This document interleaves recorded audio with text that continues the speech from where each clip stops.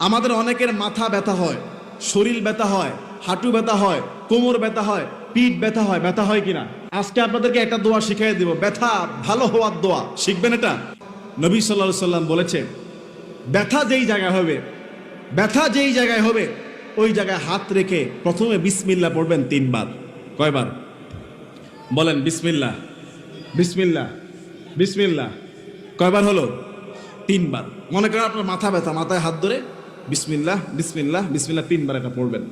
এরপরে ছোট্ট দোয়াটা পড়বেন 7 বার। কয়বার? ছোট্ট দোয়াটা পড়বেন 7 বার। আমি যেমনি পড়েছি হাদিস অনুযায়ী হাত রেখে পড়েছি, সঙ্গে সঙ্গে একটু পরে ভালো হয়ে গেছে। দোয়াটা হলো আউযু বিল্লাহি ওয়া কুদরতিহি মিন শাররি মা আজিদু ওয়া উহাদিরু। কি 30 সেকেন্ডও লাগছে বলতে? ছোট্ট দোয়া।